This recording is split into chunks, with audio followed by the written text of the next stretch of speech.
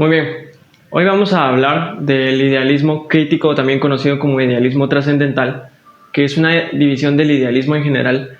Esta fue ideada por Immanuel Kant. Immanuel Kant propone que el idealismo que le precede es un dogma, una ideología dogmática que hace una teoría del ser sin tomar en cuenta la probabilidad de que hayan leyes universales absolutas y necesarias para la misma tarea. Posterior a esto, Kant se hace dos preguntas. La primera, ¿es la apariencia un reflejo confiable de la realidad? Y la segunda sería, ¿podemos conocer lo que las cosas son más allá de la apariencia, es decir, en sí mismas? Después de un proceso dialéctico interno de Kant, cae a una sola conclusión, y es un rotundo no. Entonces Kant llama a la percepción del mundo y de la realidad por medio de los sentidos fenómeno. Por ende, en el momento en el que nosotros nos sentamos en nuestro sofá y sentimos la textura del mismo, en el momento en el que saboreamos un café, eso para Kant es un fenómeno y no más que eso. No podemos saber qué es exactamente el café solamente por su sabor. Para Kant, las teorías del ser del idealismo que le precedía no son más que un análisis vago del ser por medio de los sentidos, que no es totalmente completo y no satisface la necesidad de conocer en su totalidad al ser. Un claro ejemplo sería un hombre que quiere comprar un perro Doberman. Normalmente, con la apariencia nos basta, pero en realidad no es suficiente. Habría que realizar un examen exhaustivo del animal para después ver si aplica a un certificado pedigrí, que es lo único que nos podría dar la certeza de que este sí es un perro Doberman. Entonces, así Kant propone de que el ser debe ser estudiado a mayor profundidad, teniendo en cuenta leyes y estatutos ya establecidos como cláusulas que nos pueden guiar a una visión, a un concepto más real de lo que es el ser o todo aquel objeto de estudio dentro del labor filosófico.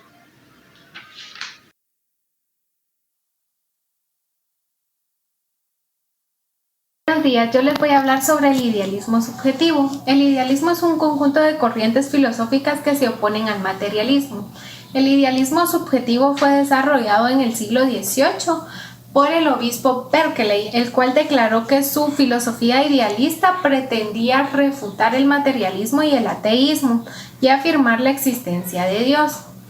Fichte era el que pensaba que en su gran concepción del poder creador del espíritu humano, que es la dimensión material del alma, que nos capacita para la comprensión de las realidades superiores. El idealismo subjetivo describe una relación entre la experiencia y el mundo en que los objetos no son más que colecciones o paquetes de datos de los sentidos en el perceptor. El perceptor es quien puede percibir una cosa. La principal característica del idealismo subjetivo es que todo gira alrededor del sujeto cognoscente, quien es capaz de conocer. Por ejemplo, podemos ver los derechos humanos o el decir pienso y luego existo. Este idealismo también sostiene que las ideas solo existen en la mente del sujeto, que no existe un externo autónomo. Algunos filósofos de esta corriente fueron Descartes, Berkeley, Kant y Fichte. Decían que las ideas existen en la mente del sujeto y no en un mundo exterior independientemente. Es decir, que las ideas dependen de la subjetividad del ser que las percibe. El idealismo subjetivo conduce al solipismo, es el cual afirma que solo el ser existe y todo el mundo, incluyendo a otras personas, solo existe en mi representación. Este idealismo distorsiona la relación real entre sentimientos y cosas. Gracias.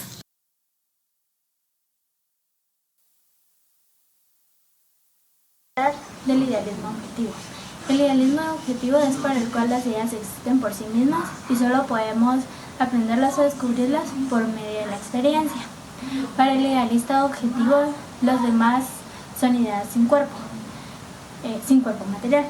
El idealismo objetivo considera que lo primario es el espíritu y lo secundario es todo lo material. Platón fue el primer idealista objetivo y su representante fue Hegel. A diferencia del idealismo subjetivo, estima que la primera base de lo existente es cierta conciencia objetiva del más allá, o sea, del espíritu absoluto, y no la conciencia personal de un individuo. Platón también dice que los conceptos existían en el mundo de las ideas desde toda la eternidad y las cosas materiales. Algunas características del idealismo objetivo es que siempre defiende que no existe nada más allá de la realidad que se conoce. Según el idealismo, el sujeto construye al objeto. La idea se trata del principio y fundamento del ser y conocimiento. También cree en una realidad virtual. Y también existe una gran frase que es un ejemplo del idealismo, que dice: pienso y luego existo. En la Revolución Francesa, sus premisas de libertad se consideran ejemplos del idealismo social y político.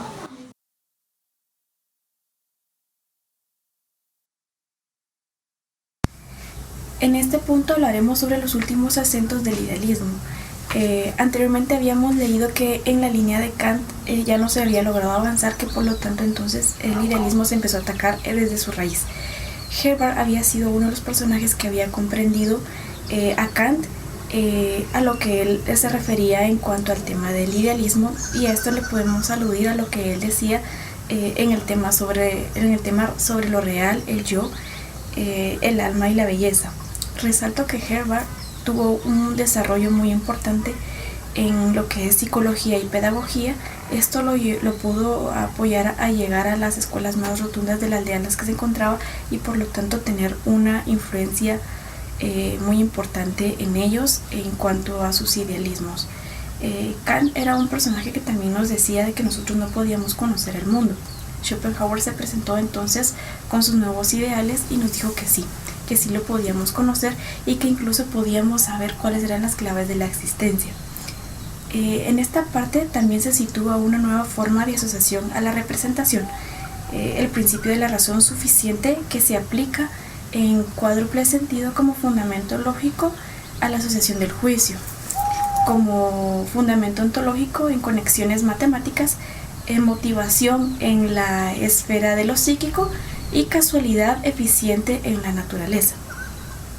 El mundo es voluntad en cuanto a las cosas en sí, pero Schopenhauer opina que nosotros no nos limitamos a conocer el fenómeno, sino que también tenemos esa accesibilidad al núcleo interno del mundo. Él cree también que hay que llegar a la negación de la individualización, por ejemplo, a la negación de cosas de uno mismo para poder uno ampliarse más, y esto nos lleva al egoísmo, que de ella proviene que de ella se disocia la voluntad y se convierte en una voluntad desgraciada. Esta sabiduría habría consistido en elevarse por encima del tiempo y espacio y de su singularización para poder contemplar el universo. Esto se refería para poder contemplar al uno en sí, que nosotros ya sabemos pues que se refiere a Dios. En conclusión, ellos nos dan a entender de que los últimos secretos fundamentales los lleva el hombre en su propio interior, y la parte importante en esto es de que tenemos una accesibilidad inmediata a ello. Gracias.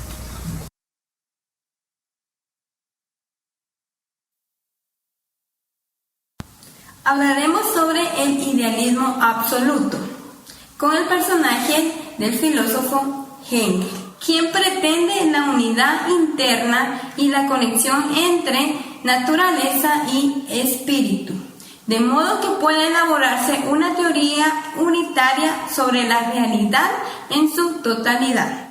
Características: se elimina la cosa en sí, que aún pervivía en el idealismo trascendental de Kant, para el cual hay que suponer el nómeno, aunque sea inconocible y nada se pueda decir de él.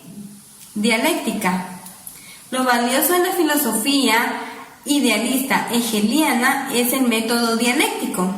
Hegel piensa que la razón es espontáneamente dialéctica, apenas ha afirmado algo, tiene a negarla y luego a superar es contradicción.